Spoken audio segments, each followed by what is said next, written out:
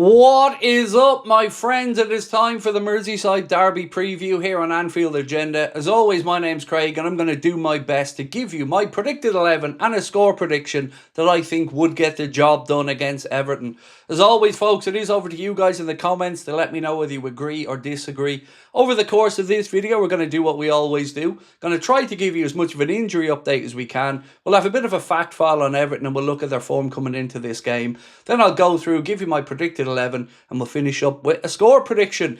It is obviously the first Merseyside derby at the Hill Dickinson, so we know Everton are going to be up for this game. I think it's fair to say we're not in the greatest vein of form coming into it. 1 win from 5 for Arne Slot's men, but if you can't get yourselves up for a Merseyside derby, you might as well throw your hat at it. So, injury update wise, well, Joe Gomez won't be available for the game. We got confirmation of that from Arne. Other than that, it's pretty much as we were. We know that there is no Hugo Ekitike now for the next, 6 to 9 months most likely. We wish Hugo a speedy recovery. On top of that, we've got Alisson Becker, who's of course still out. We've got young Giovanni Leone, who's not available, Connor Bradley, but no new injury concerns outside the Joe Gomez and Hugo Ekitike. He says no new injury concerns, but let's be honest, we've had injury concerns all season. So that is the press conference update with regards to injuries. Now, let's have a little look at our opponents, Everton. We'll start off with a look at the officials for the game, and then we'll finish with the form coming into it. So, ladies and gentlemen, here are your officials for the game at the Hill Dickinson.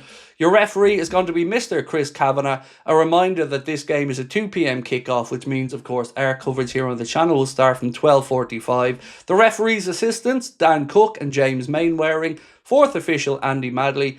VAR, Paul Howard, and assistant VAR, Shan Massey Ellis. So that's the officials. Now, a bit of a fact file on our opponents, Everton. Everton have won just one of their last 14 Premier League home games against Liverpool, though 10 of those games have finished level. The final game at the old stadium, Goodison Park, is of course one which will stick in the memory of many of us. Liverpool have won their last 2 Premier League games against Everton, though both have come at Anfield. They last won 3 consecutive League Merseyside derbies between April 2016 and April 2017. This is Liverpool's first Premier League game at Everton's new Hill Dickinson Stadium. The Reds have won 59 of their 61 grounds they've played on in the competition, and this could be the first team to win at 60 different stadia in the Premier League if the Reds can get the job done.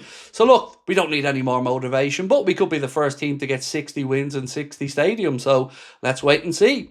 Head-to-head wise, this is how it's looking. Premier League 25-26, it was Liverpool 2, Everton 1.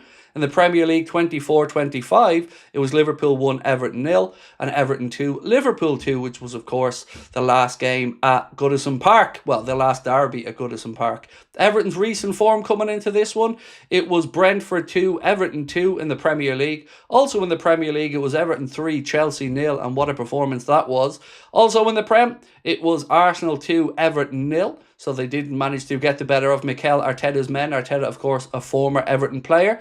In the Premier League, it was Everton 2, Burnley 0, and Newcastle 2, Everton 3. So, ladies and gentlemen, that's where we're at with regards to our opponents. A bit of a fact file, and of course, we now know Everton's form coming into this game. But the really interesting part, of course, is the 11th that Arne Slot should put out there, and that's what I've gone for in this video. A group of 11 players that if I was picking the team, I would put out to take on Everton. So let's have a little look at this one then. We'll start with the goalkeeper and the centre-backs. You won't have any surprises here.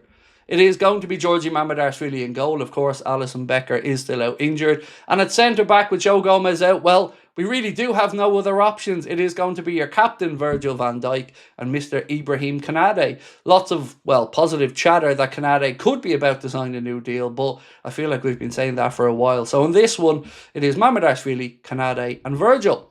Now, the full-back positions, you will see a change here, from me anyway.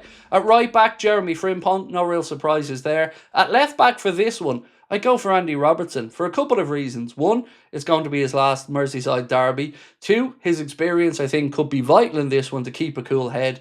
And 3, you know who I'm going to put on the left-hand side ahead of him, right? So that means likely you're going to see Robertson start if Young Rio plays. So that is my back 5. Georgie in goal, Jeremy Frimpong, Ibrahim Konate, Virgil van Dijk, and Andy Robertson. Now, into midfield. And this is where I'm going to have to start explaining my thought process. So I've gone for this. Gravenberch, Jones and Szoboszlai. That's the midfield three I would go for. And the reason I would go for that midfield three is because we need the legs and athleticism in there. Alexis McAllister just hasn't been himself so far this season. And I think Curtis Jones deserves to start this one. We know he will be out there and fight for every single ball because he understands and gets what this game is about. So for me, Curtis Jones has to start this one. I've gone Gravenberch alongside him and then Dominic Szoboszlai. But I want those three in the middle of the park. I'm prepared to sacrifice an attacking player if needs be. I'll give you a little hint on what I want Szoboszlai to do in a moment when he does get forward, but that's my midfield trio. Gravenberch, Jones and Dominic Szoboszlai. Still with me? I hope so. We're going to move into the wide areas now.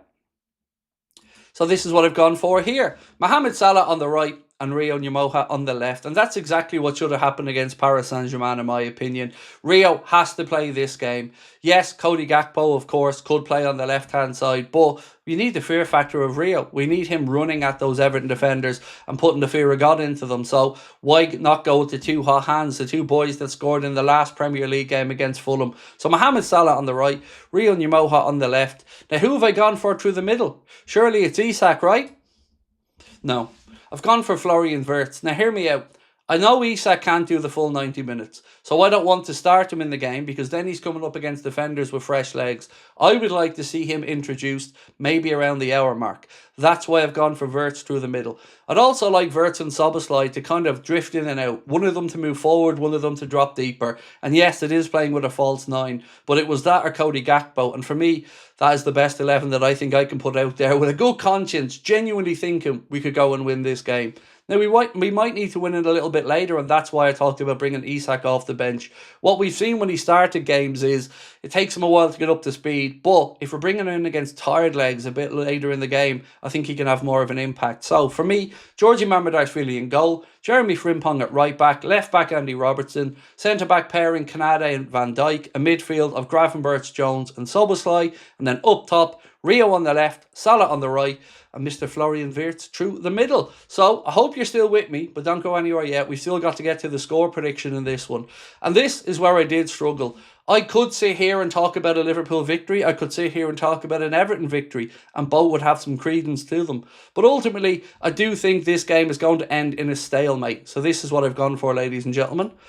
Everton won, Liverpool won. Now, I know I did say at the very start of this video that this is a team that I put out that I think could win the game, and they could, but we don't know what version of Liverpool is going to show up. So I'm going for a score draw. Do let me know that what you guys think. It's another massive weekend in the Premier League. Chelsea take on Manchester United, so somebody there is dropping points. We know there's a top of the table clash with Arsenal and Manchester City as well. So for us, let's hope we can get the job done early on Sunday and we can finally have something to celebrate, because this is all we have left this season. The Premier League now is the only competition the Reds remain in, and we've got to simply start picking up points. Ladies and gentlemen, that is it for now, but a reminder, we'll be live from 12:45 on Sunday to take you through the game. We'll have a late night agenda that night as well. If we don't see you before then, I hope you all have a wonderful, wonderful weekend. Thank you for your continued support of the channel, and we'll see you soon. Much love. Bye-bye.